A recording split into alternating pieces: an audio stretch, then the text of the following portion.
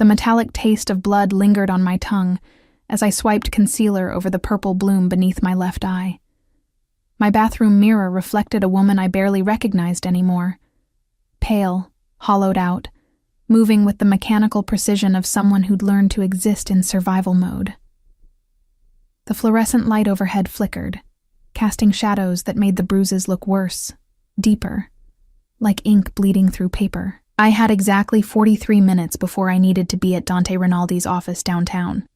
43 minutes to transform myself from Ryan's punching bag into the efficient, unshakable assistant that Chicago's most dangerous man relied on. My fingers trembled as I applied foundation in careful layers, building coverage like armor, each stroke a small lie I told the world. The apartment around me felt smaller every day, the walls closing in with memories I couldn't scrub away. Last night's broken glass still glittered in the kitchen corner where I hadn't dared to clean it yet. Ryan had thrown his bourbon tumbler when I'd asked him to lower his voice. The neighbors had started complaining. The request had been reasonable. His response had not been. I dabbed powder over my cheekbone where his ring had split the skin. The cut was small, but angry, refusing to be hidden completely no matter how much makeup I piled on. I'd tell Dante I'd walked into a cabinet door. It was becoming my signature excuse, varied occasionally with stairs or car doors, a rotation of plausible accidents for a woman who seemed increasingly clumsy. My phone buzzed on the sink's edge, and my entire body locked up, that Pavlovian response I'd developed over the past 6 months. But it wasn't Ryan. It was my alarm reminding me to leave in 15 minutes. I exhaled slowly, forcing my shoulders down from where they'd hunched up near my ears. The September morning was crisp as I stepped outside, the Chicago air carrying hints of the autumn to come. My heels clicked against the sidewalk in a rhythm I'd perfected, confident, purposeful, nothing like the shuffle I did around my own apartment when Ryan was home. I was good at this, the transformation. I'd had 3 years of practice being Dante's right hand, and I wasn't about to lose the one stable thing in my life because I'd made the catastrophic mistake of dating a man who wore his badge like permission to own me. The train ride downtown was packed with morning commuters, all of us pressed together in forced intimacy, everyone carefully avoiding eye contact. I kept my face angled toward the window, watching the city blur past, my reflection ghosting over the industrial landscape. Nobody looked at me too closely. Nobody ever did. In a city like Chicago, you learned early to mind your own business, especially if you valued your continued health. Dante's building rose 53 stories above Michigan Avenue, all glass and steel, and the kind of money that didn't need to announce itself. The legitimate businesses operated on the lower 40 floors. Real estate development, import-export companies, consulting firms that actually consulted on things. The top 13 floors belonged to Dante's private empire, the machinery that ran the city's shadows. I'd been 24 when I'd answered his job posting, desperate and qualified enough to risk working for a man whose name made grown men cross themselves.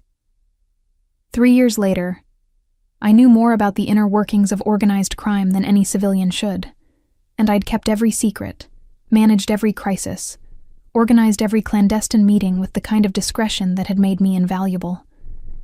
The elevator rose smoothly, my stomach dropping as we climbed. I checked my reflection in the polished steel doors. The makeup held. My navy blazer covered the fingerprint bruises on my upper arms. My expression showed nothing but professional composure. I could do this. I always did. The 51st floor opened into elegant chaos. Phones ringing, assistants moving with purpose, the carefully choreographed dance of an organization that controlled everything from shipping contracts to political appointments. Dante's legitimate face to the world, run with corporate efficiency that would make any Fortune 500 jealous. "Morning, Elena," called Marco from his desk near the reception area. He was Dante's cousin, handled security logistics, and had a smile that never quite reached his eyes. "Boss wants to see you the second you're in." My heart kicked against my ribs. Dante rarely summoned me immediately, unless something had gone wrong or was about to go very right. Both scenarios required my complete attention. "I'll head straight in." I walked through the outer offices toward the corner suite, passing windows that offered sweeping views of the Chicago skyline. Lake Michigan stretched blue and infinite to the east, indifferent to the thousand small dramas playing out in the buildings surrounding it. My hand went unconsciously to my collar, checking that it lay flat, hiding the shadow of a handprint on my throat from 2 nights ago. Dante's personal assistant's desk sat empty. I was Dante's personal assistant, but this desk belonged to the buffer, the person who screened before things reached me. Currently vacant after the last girl had quit, citing the stress. They always cited the stress, never the truth that working this close to a man like Dante Rinaldi meant living in a world where violence was always just one wrong word away. I knocked twice on the heavy oak door, the sound barely audible. Entra. His voice came through, that distinctive blend of American and Italian inflection that marked him as both fully Chicago and deeply connected to the old country. I pushed the door open and stepped into Dante's inner sanctum. The office was exactly what you'd expect from a man who commanded an empire. Expensive without being ostentatious, powerful without being obvious.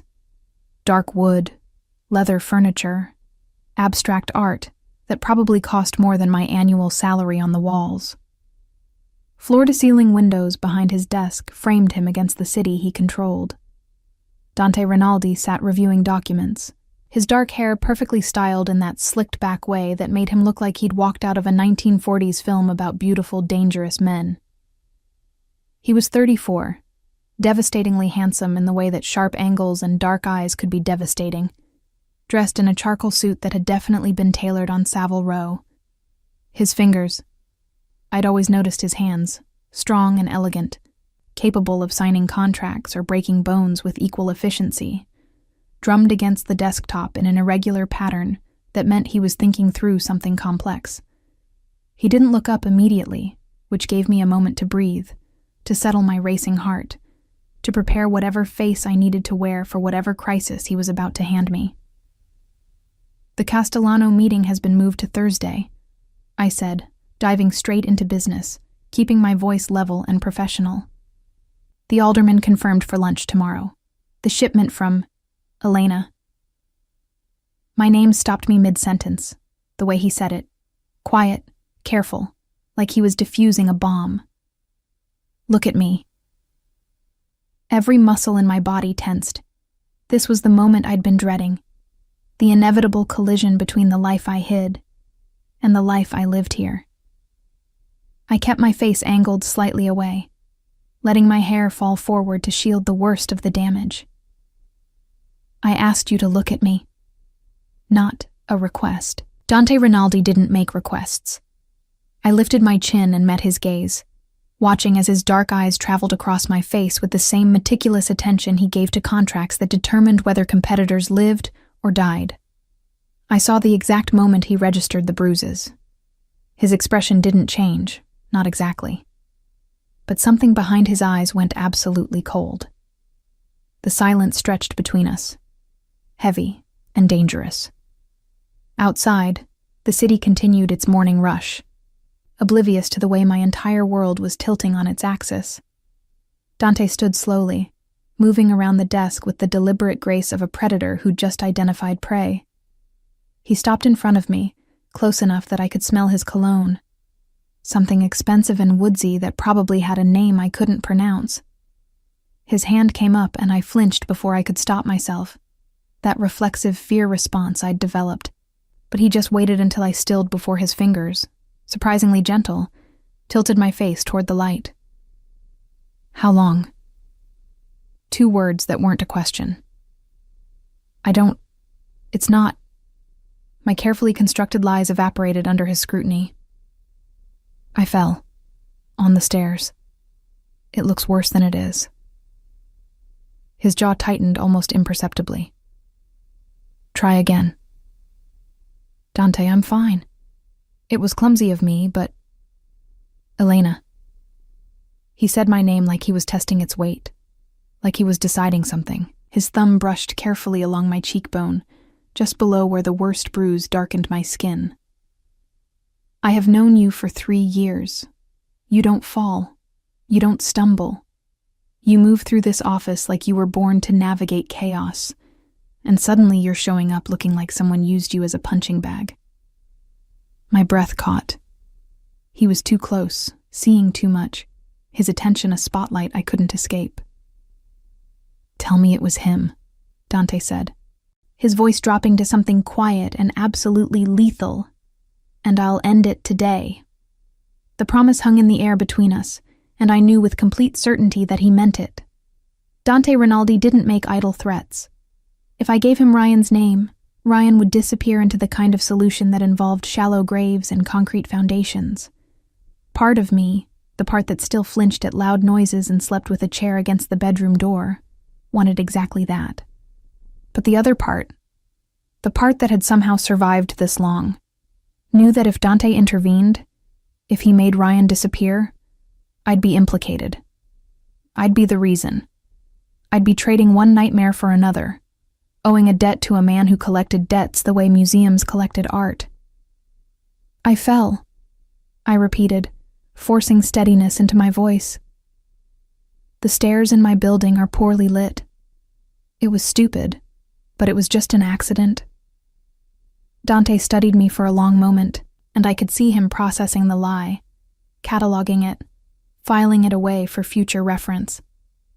He didn't believe me. I could tell by the way his fingers lingered on my jaw, by the cold calculation settling into his expression. But he was letting me keep my lie. For now. "If that changes," he said quietly, "if you decide you want to tell me the truth, I will handle it. Do you understand?" I nodded, not trusting my voice. He released me slowly, stepping back to restore the professional distance that should exist between a mob boss and his assistant.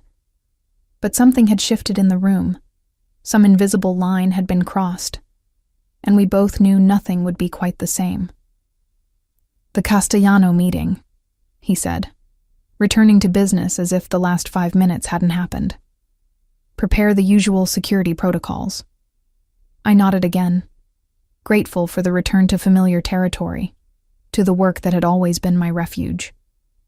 As I turned to leave, his voice stopped me. "Elena." I looked back. "If he touches you again, I won't need your permission to end it." The door closed behind me, and I stood in the empty anteroom, my legs suddenly unsteady, my carefully maintained composure cracking at the edges. Dante knew. Maybe not everything. Maybe not the full horror show that was my relationship with Ryan, but enough. And worse, he cared. In whatever capacity a man like Dante Rinaldi could care about someone, he cared. And that terrified me more than anything Ryan had ever done. The rest of that morning passed in a blur of emails and phone calls, my fingers flying across the keyboard with the kind of practiced efficiency that came from 3 years of managing Dante's impossible schedule. But my mind kept circling back to those moments in his office, to the way his thumb had traced my bruised cheekbone with unexpected gentleness, to the promise, or threat, that hung in his words. I couldn't afford for Dante to get involved. Ryan was a decorated police officer with connections throughout the Chicago PD, friends in high places who looked the other way when he drank too much at cop bars and bragged about keeping his woman in line. If Dante moved against him, it wouldn't be subtle. It wouldn't be clean. And I'd be caught in the crossfire of a war between organized crime and law enforcement that nobody could win. My phone vibrated against the desk. A text from Ryan. "Finally awake. Where'd you run off to?" My stomach clenched. I'd left before he woke up, taking advantage of the vodka-induced unconsciousness that usually followed his explosive nights. I typed back quickly. "At work. We'll be late tonight. Big project." The response came immediately. "You're always fucking late. We need to talk when you get home." I stared at the screen, my pulse hammering. "We need to talk" was Ryan's code for an interrogation that would inevitably end with accusations, with his hands on me, with me apologizing for things I hadn't done just to make him stop. I deleted his messages. I always deleted his messages, as if erasing the evidence could erase the reality, and turned back to my computer. Elena. Marco appeared in my doorway, his expression unreadable. Boss wants you in the conference room. Now. I grabbed my tablet and followed him down the hall, my heels silent on the plush carpet. The conference room occupied the corner of the building. All glass walls that had been frosted for privacy. Inside, Dante stood with 3 men I recognized, his most trusted captains, the ones who handled the operations that required absolute discretion. They all looked up as I entered, and I felt their assessment like a physical touch. These were men who'd built their careers on reading people, on identifying weakness and exploiting it. I kept my spine straight, my expression neutral, channeling every ounce of professional composure I possessed. "Gentlemen," Dante said smoothly, "this is Elena Vitale, my personal assistant. Anything you say in front of me can be said in front of her. She's more familiar with my operations than most of you, and considerably more trustworthy." It was a compliment and a warning wrapped together. Trust her, but remember she answers only to me. The men nodded their acknowledgement, and we settled into the meeting that would consume the next 2 hours. Details about shipments, negotiations with rival families, strategic alliances that required careful orchestration. I took notes, flagged action items, reminded Dante of scheduling conflicts, all while hyper-aware of his attention tracking me at random intervals. He was watching. Not obviously. Not in a way the others would notice, but I felt it every time his gaze landed on me and lingered a second too long, cataloging details. The way I held my pen. The slight stiffness in my left shoulder where Ryan had grabbed me hard enough to leave marks. The careful way I tilted my head to keep my hair falling forward over the worst of the bruising. When the meeting finally ended and the men filed out, Dante gestured for me to stay. The door clicked shut behind the last captain, and we were alone in the glass room overlooking the city. "You're favoring your left side," he observed, pouring himself 2 fingers of whiskey from the sidebar. "Did you fall on that side too?" I met his gaze evenly. "I'm fine." "That's the second time today you've told me you're fine." He took a slow sip of his drink. "I'm starting to recognize it as your tell." "My tell?" "The thing you say when you're lying." He set the glass down with precise care. "Everyone has one. Yours is I'm fine." Heat crept up my neck. 3 years of working for this man, and he'd been reading me the whole time, cataloging my patterns, learning my tells. It shouldn't have surprised me. Dante Rinaldi didn't become the most powerful man in Chicago by missing details. "You're right," I said, choosing my words carefully. "I'm not fine. I'm tired. I'm stressed. I have a lot on my plate right now, and yes, I'm clumsy when I'm exhausted, but I'm handling it. Are you?" It wasn't a question. He moved closer, and I forced myself not to step back, not to show the fear that Ryan had trained into me. "Because from where I'm standing, it looks like someone is handling you, and not in a way I approve of." "Dante, I had Marco pull your building's security footage from last night." His voice remained conversational, almost casual, but I felt the world tilt beneath my feet. "Interesting viewing. You arrived home at 6:47. A man, I'm assuming the boyfriend you've kept very quiet about, arrived at 8:15, already drunk. He left this morning at 5:33. You left at 6:15, moving like someone who'd rather be anywhere else." My hands had gone cold. "You're having me watched?" "I'm protecting my investment." He said it matter-of-factly, without apology. "You know things that could destroy me, Elena. You think I don't keep tabs on the person who holds half my secrets?" Of course he did. I'd been naive to think otherwise, to imagine I had any privacy left. This was Dante's world, and I was just living in it, another asset to be monitored and managed. "How long has he been hitting you?" Dante asked, and the gentleness in his voice was somehow worse than anger would have been. "He doesn't—" I stopped, catching myself in another lie. "It's complicated. It's very simple, actually."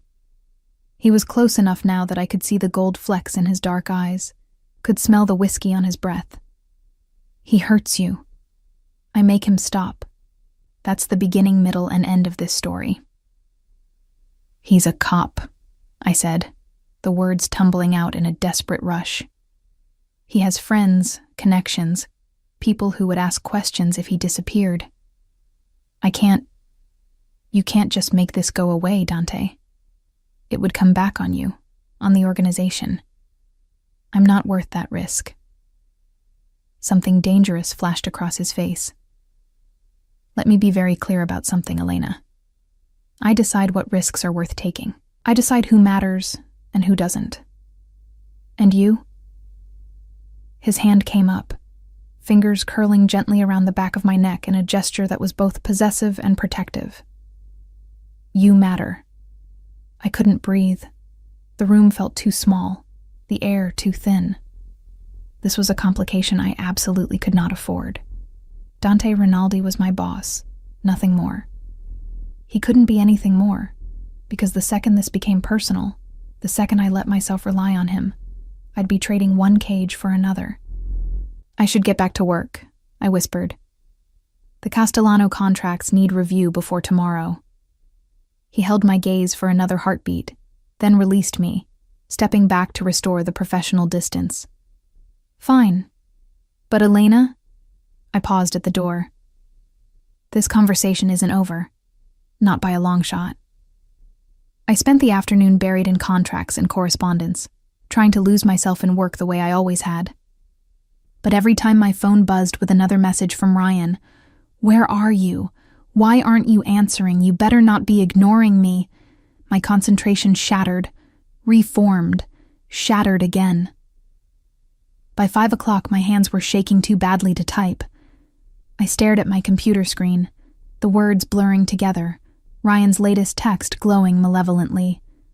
"I'm coming to your office. We're having this out right now." Panic seized my chest. Ryan couldn't come here. He couldn't see Dante, couldn't make a scene, couldn't bring his jealous rage into this building where Dante's word was absolute law. I grabbed my phone, typing frantically. "No. Don't. I'll come home now. I promise. Just stay there."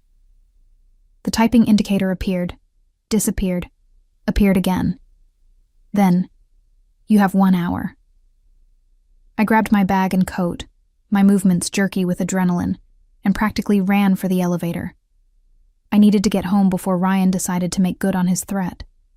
I needed to manage this situation before it exploded in a way I couldn't control. The elevator doors were closing when a hand shot between them, forcing them open. Dante stepped inside, his expression unreadable, and pressed the button for the parking garage. "I'll drive you," he said. "That's not necessary." It wasn't a question, Elena. The doors closed, sealing us in the small space. "Where does he think you're going?" "Home. He wants to talk." "Talk." Dante repeated the word like it tasted bitter. "Is that what we're calling it now?" I didn't answer. Couldn't answer. The elevator descended in silence, my pulse thundering in my ears, the familiar dread settling into my bones. This was my life now, managing Ryan's moods, calculating his anger, trying to stay one step ahead of his fists. The parking garage was dim and cool, echoing with the sound of our footsteps. Dante led me to a black Mercedes that probably cost more than I'd earn in 5 years, and opened the passenger door. I slid in, the leather seats cold against my legs, and watched as he rounded the car with that predatory grace he wore like a second skin. "Address," he said, starting the engine. I gave it to him, that shabby building in Logan Square where rent was cheap and neighbors minded their own business. Dante said nothing as he navigated through downtown traffic, but I felt his attention like a physical presence, cataloging every nervous gesture, every shallow breath. We were 10 minutes from my building when my phone rang. Ryan, of course. I stared at the screen, my thumb hovering over the decline button. "Answer it," Dante said quietly. "Put it on speaker." "Dante, no. Answer. It." My hand trembling, I accepted the call and tapped the speaker button. Ryan's voice filled the car, slurred and furious. "Where the fuck are you? You said an hour. It's been 45 minutes and you're not here." "I'm coming," I said, keeping my voice carefully neutral. "Traffic is bad. I'll be there in 15 minutes. "You're lying. You're always fucking lying." Something crashed in the background, glass breaking, maybe furniture. "You know what? Don't bother. I'm coming to you. I'm gonna drag you out of that fancy office by your hair and show everyone what a lying bitch you really are." The call ended abruptly, and the silence that followed was deafening. I couldn't look at Dante. Couldn't face whatever expression would be on his face. This was my shame, my failure, laid bare for the one person whose respect I desperately needed to keep. "Change of plans," Dante said, his voice utterly calm. He made a sharp turn, heading away from my building. "You're coming home with me." "What? No, I can't." "You can and you will." He pulled out his own phone, pressing a contact with one hand while keeping the other steady on the wheel. "Marco, I need a team at Elena's building. Her boyfriend is on his way there, drunk and threatening violence. I want him detained if he shows up, photographed, documented, and escorted to a cell to sleep it off. And Marco?" His eyes met mine briefly. "If he resists, make sure the resisting is worth documenting." He ended the call before I could protest, before I could explain that this would only make things worse, that Ryan would know I'd gone to Dante, that the consequences would be catastrophic. "You're making this worse," I whispered. "He'll know I told you. He'll what?" Dante's voice cut through my panic. "Hit you harder? That ship has already sailed, Elena. What happens next is me making sure he never gets the chance to sail it again." We drove through the city as dusk settled, the lights beginning to glow against the darkening sky. My phone buzzed, messages from Ryan, increasingly incoherent and threatening. Dante reached over and took it from my hand, silencing it and tucking it into his jacket pocket. "You don't need to read those," he said. "Not anymore." His penthouse was in a building I'd visited 1,000 times for meetings and deliveries, but I'd never been to his private residence on the top floor. The elevator required a special key, and when the doors opened directly into his living space, I found myself in surroundings that matched the man, elegant, expensive, with an undercurrent of danger in the art pieces that probably had violent histories, in the view that surveyed a city he controlled through fear and loyalty. "Guest room is down that hall," Dante said, shrugging off his jacket and loosening his tie. "Bathroom's stocked with everything you need. I'll have clothes brought up that actually fit you." I stood frozen in his foyer, clutching my bag like a shield. "I can't stay here." "You can't go home." He poured himself another whiskey and settled onto the leather sofa facing the windows. "Not tonight. Possibly not for several nights, depending on how your boyfriend handles his new reality." "What new reality?" "The one where he doesn't get to touch you anymore." Dante took a slow sip, his gaze steady on mine. "The one where he learns that there are consequences for putting his hands on something that belongs to me." "I don't belong to you," I said automatically, even though we both knew how hollow it sounded. A slight smile curved his lips. "No? Then tell me, Elena. Who else is going to protect you?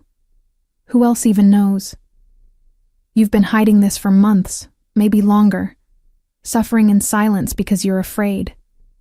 Afraid of losing your job. Afraid of looking weak. Afraid that someone might actually give a damn what happens to you."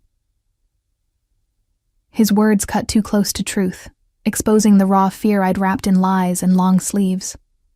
I had been alone in this, completely alone, because admitting what Ryan had become would mean admitting I'd made a catastrophic mistake in judgment. "Go get comfortable," Dante said, his voice gentling. "We'll figure out the rest tomorrow. Tonight you're safe. That's all that matters." I walked down the hall on unsteady legs, found the guest room, which was larger and more luxurious than my entire apartment, and finally let myself cry. Quiet tears that soaked into the expensive pillows, releasing months of terror and pain and desperate loneliness. Safe. Dante said I was safe here. But as I lay in the darkness listening to the city hum 40 stories below, I wondered if safety was even possible anymore, or if I'd just traded one dangerous man for another. Morning arrived with pale sunlight filtering through floor-to-ceiling windows I'd forgotten to close. For 3 disoriented seconds, I couldn't remember where I was. The bed too soft, the room too large, the silence too complete. Then reality crashed back. Dante's penthouse. Ryan's threats. The choice I hadn't made but had somehow been made for me. My phone sat on the nightstand, returned from wherever Dante had kept it overnight. I picked it up with dread coiling in my stomach, expecting dozens of increasingly unhinged messages from Ryan. Instead, there was just one, time-stamped at 2:37 in the morning. "We need to talk. Tomorrow. My place or yours." The relative calm in those words frightened me more than his rage would have. Ryan at his most dangerous wasn't when he was screaming. It was when he went quiet, when he calculated, when he planned his punishments with methodical precision. I showered in the guest bathroom, using products that smelled expensive and foreign, wrapping myself in a robe that hung on the back of the door. My own clothes from yesterday sat cleaned and pressed on a chair. When had that happened? But next to them was a completely new outfit in exactly my size. Black slacks, a silk blouse the color of deep emerald, even the right undergarments. The precision of it should have felt invasive, but instead it felt like being seen, being cared for in a way I'd forgotten existed. I dressed slowly, my body aching in places Ryan's hands had found 2 nights ago. The bruises on my face had darkened overnight, purple and yellow blooming across my cheekbone like poisonous flowers. No amount of makeup would cover this completely, but I tried anyway, using the cosmetics someone, Dante probably, had left on the counter. The smell of coffee drew me out of the guest room and into the main living space. Dante stood in his kitchen, dressed in casual black pants and a white shirt with the sleeves rolled to his elbows, looking more relaxed than I'd ever seen him. His hair was still damp from his own shower, falling slightly across his forehead instead of slicked back, making him look younger, almost approachable. "Coffee," he said, pushing a cup across the marble countertop toward me. "Made it strong. Figured you'd need it." I wrapped my hands around the cup, letting the heat seep into my palms. "Thank you. For last night. For this." I gestured vaguely at the clothes, the safety, the intervention I hadn't asked for but desperately needed. "Don't thank me yet." He leaned against the counter, his own coffee forgotten. "We need to talk about what happens next." I know what happens next. I go home. I talk to Ryan. I figure out how to end this without it destroying everything else in my life. The words came automatically. The script I'd been rehearsing for months. No, the single word cut through my rehearsed plan like a blade. What happens next is you stay here while I handle Ryan Collins. Permanently. My stomach dropped. Handle how? However necessary. His expression remained neutral, but I'd worked for him long enough to recognize the cold calculation behind it. I have people looking into his background right now. His financial situation, his connections, his extracurricular activities that might not look good on a police officer's record, By the end of today, I'll have enough leverage to bury him 6 ways to Sunday. Dante, you can't. I absolutely can. He set his cup down with deliberate care. And I will. The only question is whether you work with me or against me on this, Elena. I stared at him. This beautiful, dangerous man who'd decided to appoint himself my protector without asking if I wanted protecting. Why do you care? I'm your assistant. This isn't your problem. Something shifted in his expression, a crack in the controlled facade. You stopped being just my assistant about 2 years ago, Elena. Probably longer, if I'm being honest. You think I don't notice how you take care of things before I even know they need handling? How you stay late making sure everything runs smoothly? How you've never once betrayed a confidence or used what you know for personal gain? He moved closer, and I found myself backed against the counter. You're loyal, brilliant, and completely wasted on that piece of shit who thinks he can own you. So yes, this is my problem, because you're mine to protect. I'm not yours, I said, but the protest sounded weak even to my own ears. Then whose are you? His hand came up, fingers tracing the line of my jaw with impossible gentleness. His? That drunk, violent cop who uses you as a punching bag? Because from where I'm standing, he's done a pretty shit job of taking care of what's his. I couldn't breathe, couldn't think. The space between us had charged with something dangerous and electric, crossing lines that should never be crossed between a boss and his employee. But we'd already crossed so many lines, him tracking my movements, learning my tells, inserting himself into my personal catastrophe, that one more hardly seemed to matter. Tell me about him, Dante said, stepping back to give me room to breathe. Tell me how it started. I wrapped my arms around myself, a protective gesture I'd developed. I met Ryan at a coffee shop 10 months ago. He was in uniform, charming, respectful. He asked me out and I said yes, because he seemed safe. Stable. A cop, for God's sake. How dangerous could a cop be? Very, Dante said quietly. Badge gives them immunity most criminals would kill for. The first few months were good, normal. He was attentive, interested in my life, protective in a way that felt caring. I laughed bitterly. I should have seen it earlier, the way that protectiveness turned into control. Questions about where I'd been, who I'd talked to, going through my phone when he thought I was asleep, getting angry if I mentioned male colleagues or took too long to respond to his texts. When did he first hit you? The memory rose like bile in my throat. 4 months ago. I'd worked late. There was a crisis with the Castellano deal, remember? You needed me to stay and coordinate with the lawyers. I forgot to text Ryan that I'd be late, and when I finally got home at midnight, he was drunk and furious. He accused me of cheating, of using work as an excuse to see other men. I tried to explain, but he grabbed my wrist, twisted it until I heard something pop. I touched my left wrist unconsciously, remembering the pain, the shock, the dawning horror of what he'd become. He cried afterward, said he was sorry, that it would never happen again. I believed him. But it did happen again. Not a question. 2 weeks later, then a week after that. Then it was every few days, sometimes for reasons I couldn't predict.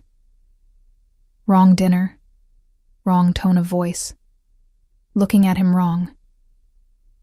My voice cracked. I kept thinking if I could just figure out the pattern, if I could just be better, he'd stop. But there is no pattern, is there? There's just his anger and my body and the fact that nobody knows because I'm too ashamed to tell them. Dante was silent for a long moment, his jaw working. When he finally spoke, his voice was soft and absolutely lethal. I'm going to destroy him, Elena. Not just ruin him. Destroy him. And you're going to let me. Because he doesn't deserve mercy, and you deserve justice. It's not that simple. It's exactly that simple. He pulled out his phone, tapped the screen a few times, then turned it to face me. Security footage from my building's entrance, time-stamped from last night. Ryan stumbling up to the door at 9:43, pounding on it, screaming my name loud enough that the timestamp barely captured the audio. Then Dante's men appearing, calmly restraining him, Ryan throwing wild punches that didn't connect, finally being subdued and escorted to a waiting vehicle. He spent last night in a private holding facility, Dante said. Sobering up, being documented, having every threat and slur he screamed recorded for posterity. My lawyers are already drafting a restraining order that will have teeth, the kind that even a cop can't ignore. And that's just the beginning. I watched the footage loop, watched Ryan's rage and impotence, and felt something inside me shift. For 10 months, I'd been managing his violence alone, absorbing his anger, making myself smaller and quieter in the hopes of surviving. But Dante was offering something different. Not just protection, but retribution. What do you want from me in return? I asked, because men like Dante Rinaldi didn't give without expecting payment. I want you to stop hiding. He took the phone back, his dark eyes intense on mine. I want you to trust me enough to let me handle this. And I want you to stay here, in my home, where I can make sure you're safe while I dismantle that piece of shit's entire existence. I can't just move in with you. What would people think? Your organization, they'd think you're under my protection, which you are. They'd think crossing you means crossing me, which it does. And they'd be absolutely right. He moved closer again, that predatory grace making my pulse race. Unless you're worried about something else, about what being under my protection might mean. Heat flooded my face. I work for you, Dante. We can't what? His hand slid into my hair, tilting my face up to his. Can't acknowledge that something's been building between us for 2 years? That every time you walk into my office, I have to remind myself you're off limits? That seeing you hurt makes me want to burn down the world? You're my boss, I whispered, even as my body betrayed me, swaying toward him. I'm a lot of things, Elena. Your boss, your protector, a man who's wanted you for longer than he's willing to admit. His thumb traced my lower lip. The question is, what are you? Confused, scared, in way over my head. But I didn't pull away, couldn't pull away, because Dante was offering me something Ryan had stolen, the choice to be wanted rather than owned, to be protected rather than controlled, to matter to someone who had the power to actually keep me safe. His lips brushed mine, tentative, asking permission. I closed the distance, kissing him back with all the desperation and need I'd kept locked away for months. It wasn't gentle, couldn't be gentle with everything raw and bleeding between us. But it was honest. He kissed me like I mattered, like I was worth protecting, like I was more than the sum of my bruises. When we finally broke apart, both breathing hard, he rested his forehead against mine. Stay, he said simply. Let me fix this. Let me fix you. I'm not broken, I said automatically. No. His hands framed my face, careful of the bruises. You're bent, bruised, hurt, but not broken, and I'm going to make sure you never are. My phone buzzed on the counter. Ryan, probably, wondering why I hadn't responded to his message. Dante picked it up, read the screen, and his expression went cold. He's asking if you're coming home today. Wants to talk things through. Dante's voice dripped with contempt. What do you want me to tell him? I thought about it. About going back to that apartment. About sitting across from Ryan while he fed me apologies and promises. About the inevitable moment when his hands would find me again. About the cycle I'd been trapped in. The fear that had become my constant companion. The slow erosion of everything I'd once been. Tell him I'm not coming home, I said. the words feeling like liberation and terror combined. "Tell him it's over. Tell him." I stopped, gathering courage. "Tell him I'm exactly where I belong."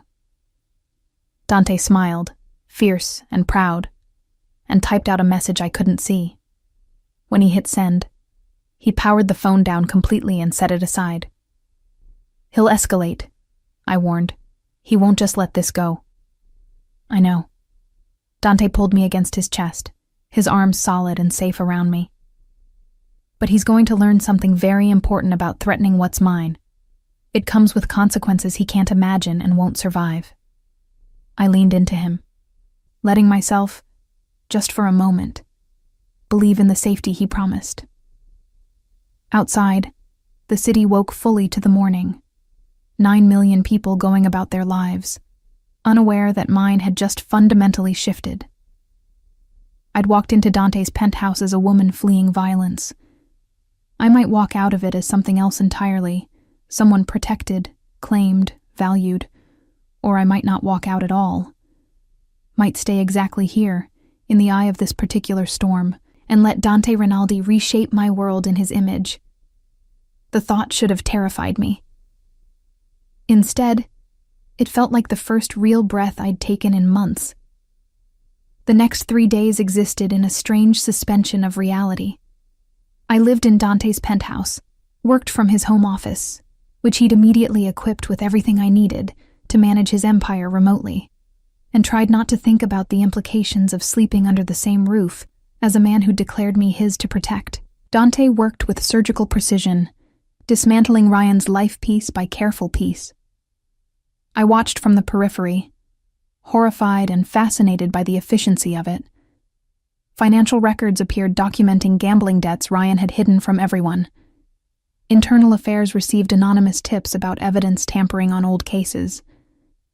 His patrol partner suddenly remembered incidents of excessive force that had been swept under the rug. The carefully constructed image of Ryan Collins, decorated officer, began to crack and crumble. "You're destroying his career," I said on the third morning, watching Dante review another file his people had compiled. "I'm exposing what was already there." He didn't look up from the documents.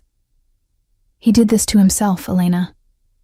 I'm just making sure the right people finally see it." My phone, a new one Dante had provided after permanently disabling my old number, remained mercifully silent. Ryan couldn't reach me anymore, couldn't text his threats or call with his apologies.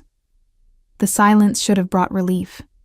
Instead, it amplified my anxiety, made me jumpy at unexpected sounds, hyper-aware of every footstep in the hallway outside Dante's door. "You're safe here," Dante reminded me constantly, reading my tension with unnerving accuracy. "He doesn't know where you are. Can't find you. Even if he did, he'd have to go through security that would stop him before he reached the elevator." But safety was a concept I'd forgotten how to believe in. I'd spent too many months looking over my shoulder, calculating escape routes, bracing for impact. My body remained locked in survival mode, even as my mind tried to accept the new reality. On the fourth morning, I woke to find Dante already dressed for the office, standing at the foot of my bed with coffee and an expression I couldn't quite read. "We need to talk," he said, and my stomach immediately clenched with familiar dread before I remembered. Dante wasn't Ryan. When Dante said we needed to talk, it didn't mean I was in danger. I sat up, pulling the covers around me protectively. "What happened?" "Ryan showed up at the office yesterday. Marco and the security team detained him before he could cause a scene, but he was asking for you, demanding to see you." Dante set the coffee on the nightstand. "He knows you're with me, Elena, or at least suspects it." Fear spiked cold through my veins. "What did you do?" Had a conversation with him, made some things very clear about boundaries and consequences. Dante's expression remained neutral, but I caught the edge of violence beneath it. "He won't be bothering you at the office again. I've made sure of it." "How?" I needed to know. needed to understand what price was being paid for my protection. Do you really want those details? He sat on the edge of the bed, close enough that I could smell his cologne, feel his warmth. Or do you just want to trust that I handled it? I studied his face. The sharp lines, the dark eyes that held secrets I'd probably never fully know. The mouth that had kissed me with devastating gentleness 3 days ago and hadn't touched me since. Dante Rinaldi was a dangerous man who controlled his empire through calculated violence and strategic intimidation, but he'd also held me while I cried, provided safety without demanding anything in return, and was systematically destroying the man who'd hurt me. I trust you, I said, and meant it. Something shifted in his expression. Surprise, maybe, or satisfaction. Good, because what happens next requires that trust. He pulled out a manila folder, handed it to me. This is everything my lawyers have compiled. Restraining order that's already been filed and approved. Documentation of Ryan's financial improprieties. Internal affairs investigation that's been fast-tracked and... He paused, watching my face carefully. Criminal charges for assault and domestic violence, contingent on your cooperation. I opened the folder with shaking hands, scanning documents that represented my entire nightmare laid out in legal terminology. Photographs of my injuries taken by a forensic specialist while I'd slept. When had that happened? Medical records I didn't remember authorizing. Witness statements from neighbors I'd barely spoken to who'd apparently heard more than I'd realized. I can't testify against him, I whispered. I can't stand up in court and... You won't have to. Dante's hand covered mine, stilling my trembling fingers. I've made him an offer he's going to accept. He resigns from the force, accepts a dishonorable discharge that will tank any future career in law enforcement, leaves the state within 30 days, and never contacts you again. In exchange, the criminal charges get filed away as long as he complies. He violates any part of that agreement. Every piece of evidence gets submitted and he goes to prison. It was too much. Too fast. Everything I'd been terrified to hope for, handed to me in a neat legal package.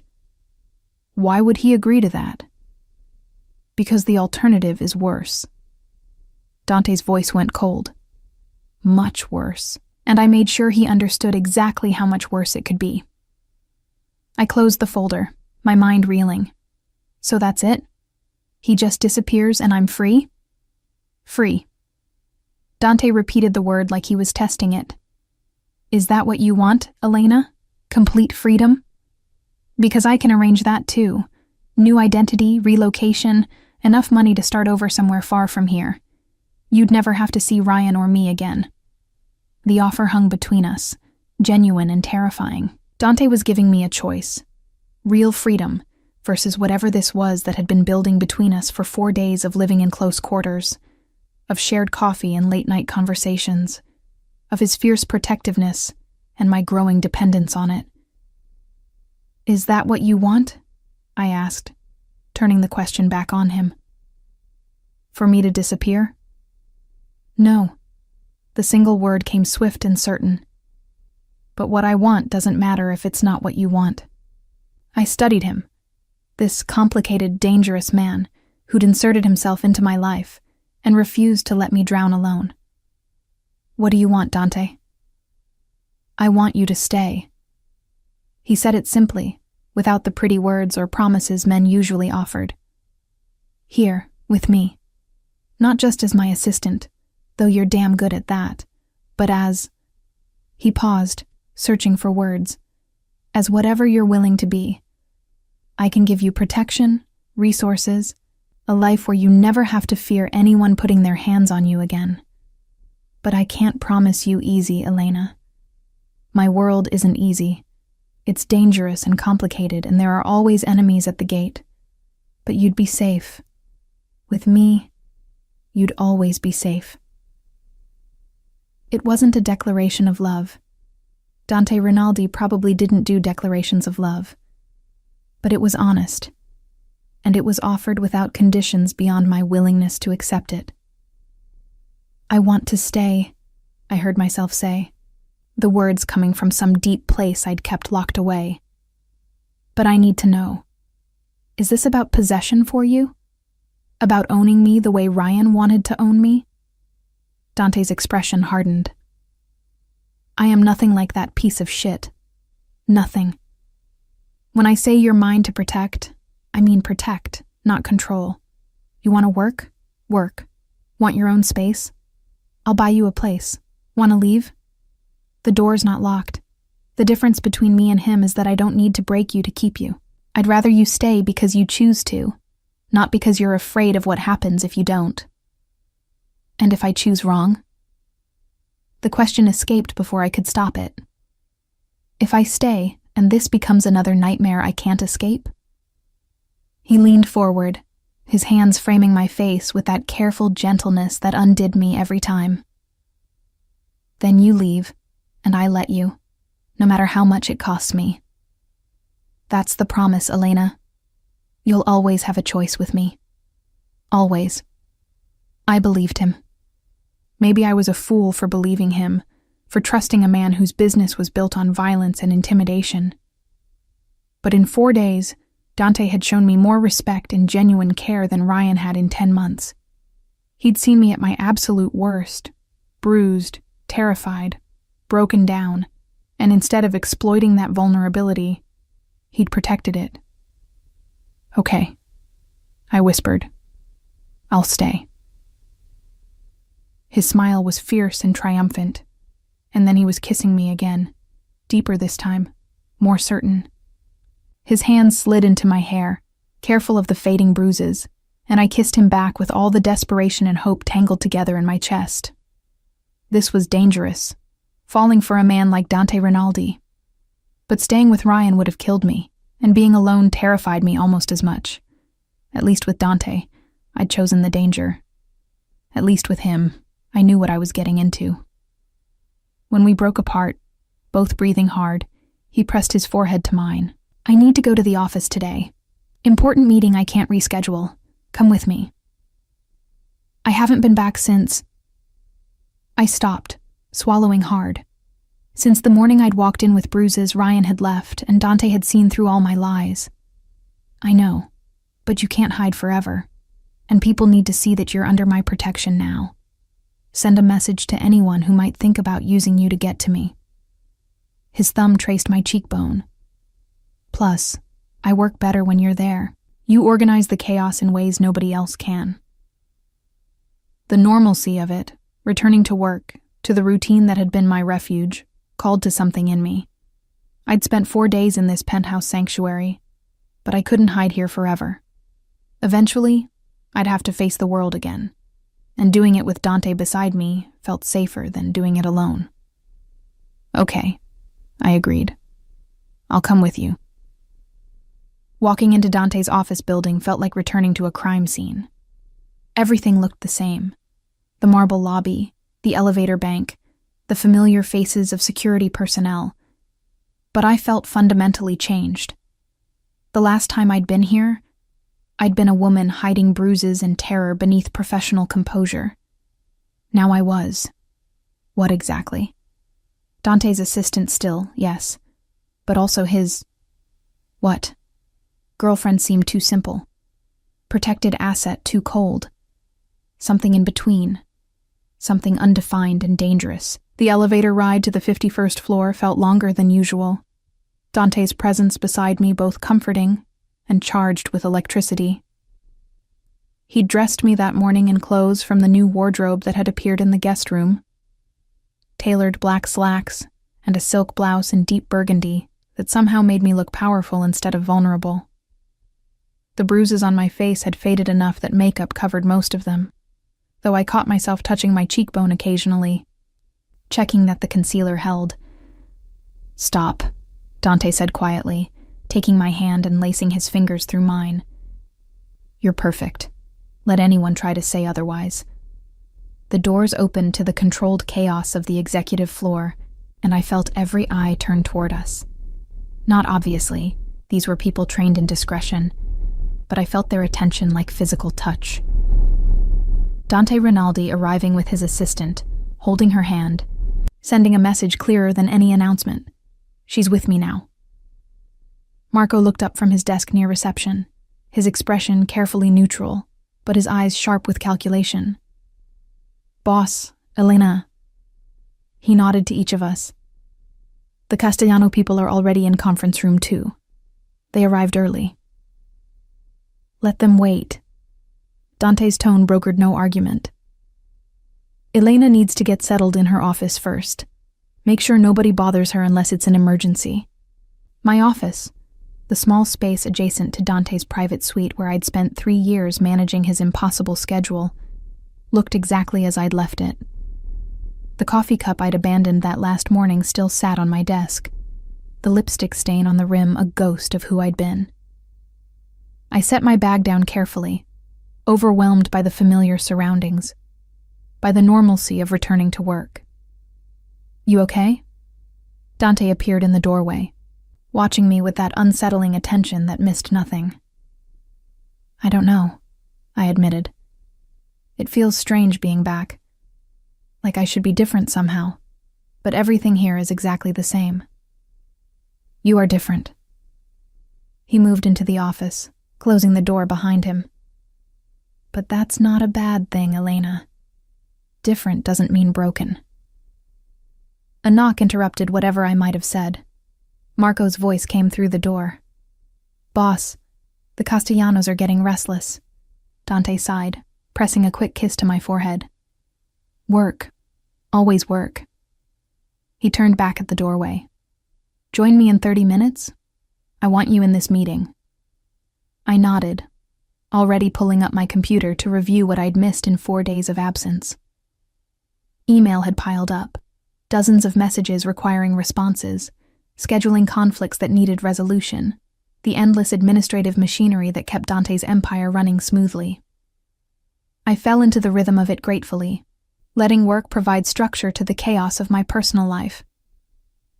The morning passed in a blur of meetings and phone calls. Dante was right. I did make his work easier, anticipating needs before he voiced them, managing the complex dance of appointments and negotiations that defined his days. And having me there seemed to calm something in him, made him more focused, more effective. We'd always worked well together, but now there was an additional current running beneath our professional interactions, charged glances and careful touches that nobody else could see but we both felt. At lunch, Dante had food brought to his office, not the usual takeout, but something from an expensive restaurant I couldn't pronounce. He cleared space on his desk and we ate together, a strange domestic ritual in the middle of his criminal empire. Ryan signed the agreement this morning, he said casually, like he was discussing the weather. His lawyers reviewed everything. He signed, and he has 28 days to be out of Illinois. The restraining order is in effect immediately. The news should have brought relief. Instead, I felt strangely hollow. That's it? He just leaves and everything's over? That's how it works when you have the right leverage. Dante set down his fork, studying my face. You're not happy. I thought this is what you wanted. I do. It is. I struggled to articulate the complicated tangle of emotions. It's just, it feels too easy. Like there should be more consequences for what he did. Like he should suffer the way he made me suffer. Something dark flickered across Dante's face. Who says he won't? What do you mean? I mean that leaving the state and losing his career are just the public consequences, Elena. There are other debts he's accumulated that will follow him wherever he goes. People he's crossed. Favors he owes. And I've made sure every one of those people knows exactly where to find him. His voice remained conversational, but I heard the edge of violence beneath it. Ryan Collins is going to spend the rest of his life looking over his shoulder, wondering when his past will catch up. That's suffering too. I should have been horrified, should have protested that level of vindictiveness. But after months of absorbing Ryan's rage, of living in constant fear, the thought of him experiencing even a fraction of that terror felt like justice. Thank you, I said quietly. For all of it. for believing me, for protecting me, for... I gestured vaguely, encompassing everything that had changed in 1 week. You don't need to thank me for doing what should have been done from the beginning. He reached across the desk, taking my hand. You deserved better than him, Elena. You've always deserved better. The afternoon brought a crisis that required all my attention. A shipment delayed, negotiations threatened, tempers flaring on all sides. I handled it the way I always had, making calls, smoothing ruffled feathers, finding solutions that satisfied everyone involved. This was what I was good at. This organizational wizardry that made Dante's complex operation run smoothly. By 6 o'clock, the crisis was resolved and I was exhausted. Dante found me at my desk, staring at my computer screen without really seeing it. Come on, he said, pulling me gently to my feet. We're done for today. There's still the Morrison contract to review and it'll keep until tomorrow. His hand settled on my shoulders, thumbs kneading the tension gathered there. You've done enough. More than enough. The drive back to his penthouse felt different than it had that morning. More settled, maybe, like we were returning home rather than retreating to a sanctuary. Dante ordered dinner from my favorite Italian place. How did he know? And we ate on the balcony overlooking the city, watching lights bloom against the gathering darkness. I could get used to this, I admitted, the wine making me brave enough to voice what I'd been thinking all day. Good. Dante's smile was genuine, without the careful calculation he wore for everyone else. Because I plan on keeping you for a very long time. What does that mean exactly? I needed to understand the shape of this relationship, the boundaries and expectations. Am I still your assistant? Are we together? Is this temporary until things settle, or... Elena. He stopped my anxious rambling with a kiss, soft and thorough. You're whatever you want to be. My assistant, yes, because you're too good at it for me to let that go. But also mine in every way that matters. My partner. My woman. The person I trust most in this world. His hand cupped my cheek. Is that answer enough? It should have felt too fast, too intense. A week ago, I'd been trapped in a nightmare with Ryan. Now I was sitting on a penthouse balcony with a mob boss who'd declared me his in front of his entire organization. Nothing about this was rational or safe or smart. But for the first time in months, I felt like I could breathe.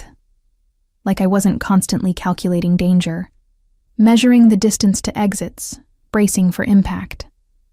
Dante had meant what he said. With him, I had choices. He'd given me power rather than taking it away, protected rather than controlled. It's enough, I said, leaning into his touch. More than enough. That night, I didn't sleep in the guest room. I fell asleep in Dante's bed, wrapped in his arms, listening to the steady beat of his heart beneath my ear. And for the first time in months, I slept without nightmares, without fear, knowing that if any danger came for me, it would have to go through the most dangerous man in Chicago first. 3 weeks later, I stood in Dante's office reviewing security protocols for an upcoming summit, with families from New York and Boston. The bruises had faded completely, leaving no physical trace of Ryan's violence. But the internal scars remained, hypervigilance that made me jump at unexpected sounds, anxiety that spiked when my new phone rang, the occasional nightmare that had me waking in Dante's arms, trembling and disoriented. You're doing it again, Dante said from his position at the window, not turning around but somehow aware of my nervous energy. Doing what? Touching your wrist. He turned then, his dark eyes knowing. The one he twisted. You do it when you're stressed. I hadn't even realized my fingers had gone automatically to that remembered pain. Old habit. We could break it. He crossed to me, taking my hand and pressing a kiss to the inside of my wrist, over the faint scar that remained. replace the bad memory with good ones. Heat flooded my face even after 3 weeks of this. His casual intimacy, the way he touched me like I was something precious, the gradual replacement of fear with something warm and safe. We'd been careful, taking things slowly despite the intensity of how this had started. Dante seemed content to let me set the pace, never pushing, always offering comfort without demanding anything in return. "The New York people arrive at 3, I said, redirecting to safer territory. "Marco has the warehouse secured, and I've arranged for the usual security sweeps. Always working." His hand settled on my waist, pulling me against him. "What would I do without you?" "Probably descend into total chaos within a week." "Probably." He pressed a kiss to my temple. "Good thing I'm never letting you go." A knock at the door interrupted whatever I might have said. Marco entered, his expression grim. "Boss, we have a situation. Ryan Collins is in the lobby demanding to see Elena." Ice flooded my veins. "What? He can't be here. The restraining order is apparently not enough to keep him away." Dante's expression went cold, dangerous. "How did he get past building security?" "Showed his badge, claimed police business." Marco's jaw tightened. "Our guys are keeping him contained in the lobby, but he's making a scene. Says he won't leave until Elena comes down." "Absolutely not." Dante's voice brooked no argument. "Elena stays here. I'll handle this." "No." The word surprised me as much as it surprised them. "I should be there. He came for me. I should face him." "Elena." "Not alone," I interrupted. "But I can't hide from him forever, Dante. And maybe if he sees me, sees that I'm really done, he'll finally accept it and leave." Dante studied me for a long moment, calculation warring with protectiveness. "Fine, but I'm coming with you, and Marco brings a full security team. He even looks at you wrong, and this ends badly for him." The elevator ride down felt endless, my pulse hammering against my ribs, old fear rising like bile. But Dante's hand at the small of my back steadied me, reminded me that I wasn't alone anymore. Wasn't the same woman who'd absorbed Ryan's rage in terrified silence. The lobby had been cleared of civilians, just Marco's security team forming a loose perimeter around Ryan, who stood in the center looking somehow smaller than I remembered. The alcohol had taken its toll. His face was bloated, his uniform rumpled, his eyes bloodshot and wild. This was the man who'd terrorized me for months, and looking at him now I felt nothing. No fear, no lingering affection. Just a vast emptiness where those emotions used to live. "Elena." He said my name like a prayer or a curse, taking a step toward me before Marco's team shifted, blocking his path. "Finally.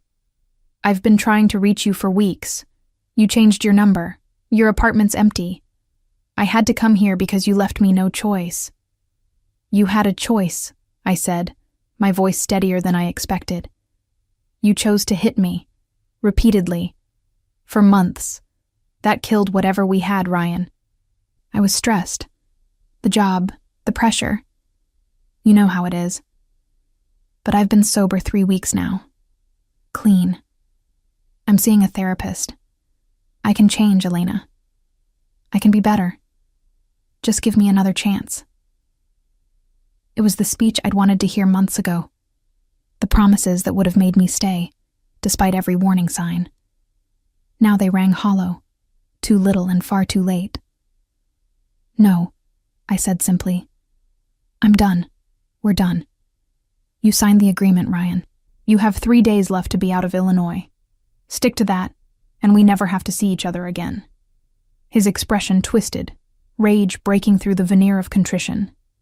"You're with him, aren't you? That criminal. That mob boss." He spat the words like venom. "You left me for him. Traded up for a man with more money and power." "I left you because you made me afraid to exist in my own home," I corrected. "Because I spent every day calculating how to survive you. Dante had nothing to do with that decision. He just gave me the safety to make it. Safety? Ryan's laugh was bitter. You think you're safe with him? He's a murderer, Elena. A thug in an expensive suit. How long before he turns on you the way I did? How long before you're just another body they find in the river? Dante moved then, stepping between us with lethal grace. Careful, Officer Collins. You're making threats in front of witnesses, violating a restraining order, and generally acting like a man with a death wish. Is that a threat? Ryan's hand moved toward his service weapon, and immediately Marco's entire team had guns drawn, red laser sights dotting Ryan's chest. It's a fact. Dante's voice remained conversational, almost pleasant.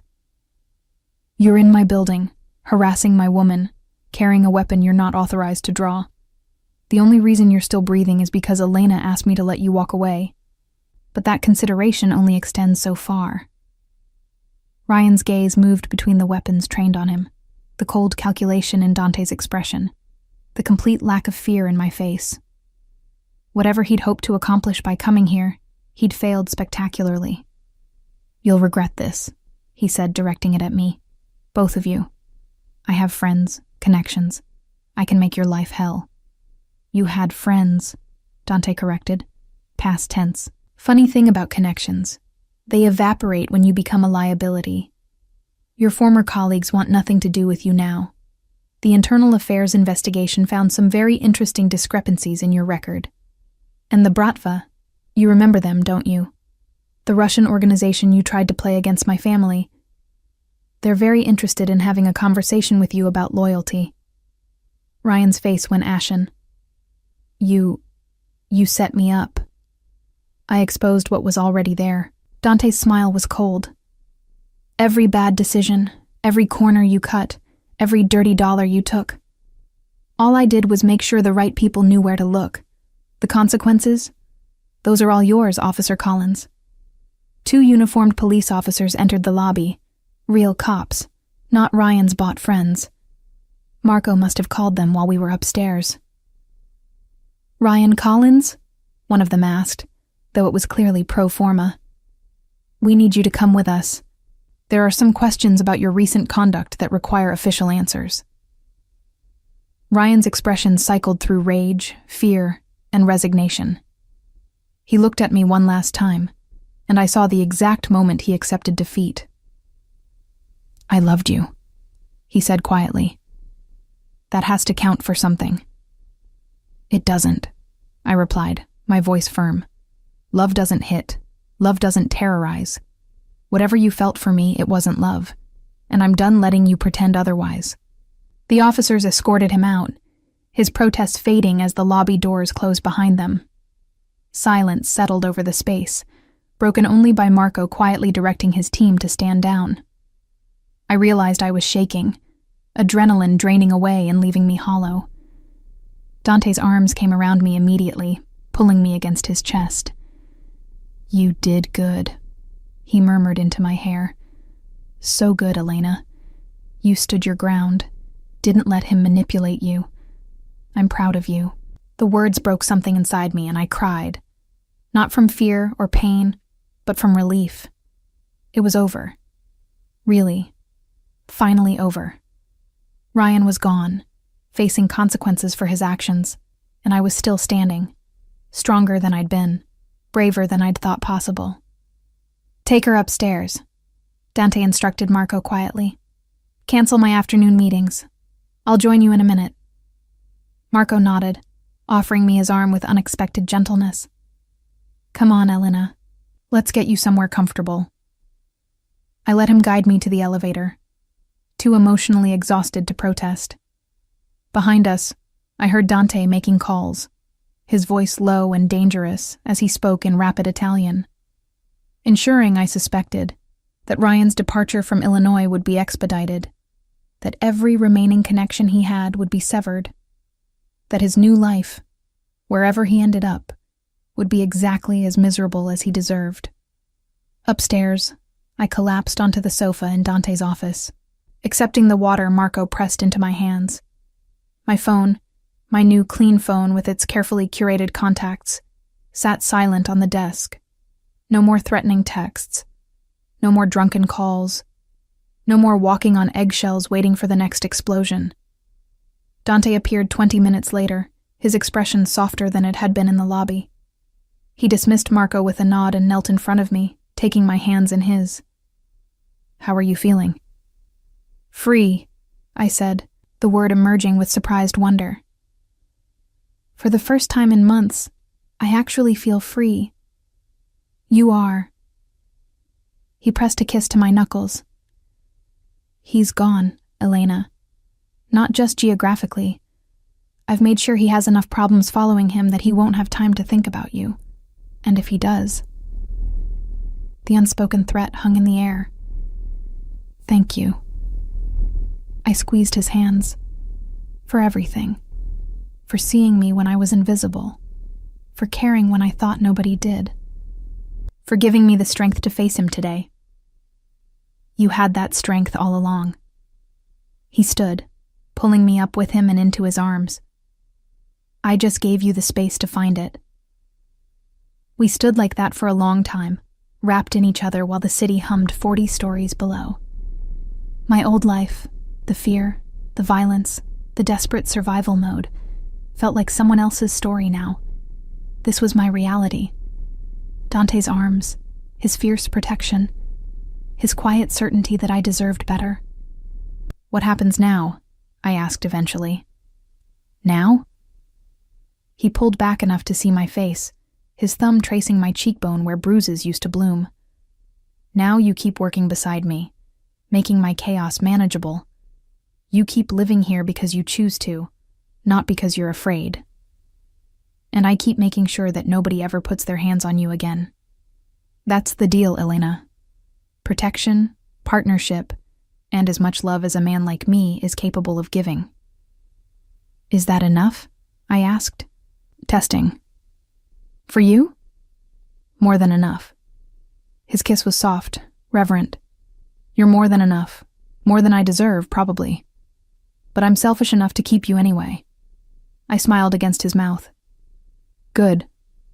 Because I'm not going anywhere." Never, never. It was a promise and a choice and a future I was claiming for myself. The bruises had faded, but their lesson remained. I would never again let anyone make me small, make me scared, make me less than I was. And with Dante beside me, I wouldn't have to. The intercom buzzed. Marco, apologetic about interrupting, but the New York delegation had arrived early. Dante sighed, pressing one more kiss to my forehead before reluctantly releasing me. "Work calls," he said. "Always does." I straightened my blouse, checked my appearance in the window's reflection, and found someone I barely recognized looking back, confident, composed, unbroken. "Let's go show them how it's done." We walked into that meeting side by side, partners in every sense of the word. And if the New York people noticed how Dante's hand lingered at the small of my back, how his attention tracked me even while negotiating complex deals, how I moved through his organization with the quiet authority of someone under his complete protection, well, that was exactly the message we wanted to send. I was Elena Vitale, Dante Rinaldi's right hand and chosen woman. The bruises I'd tried to hide had become the catalyst for claiming my power, and nobody, not Ryan, not anyone, would ever make me hide again.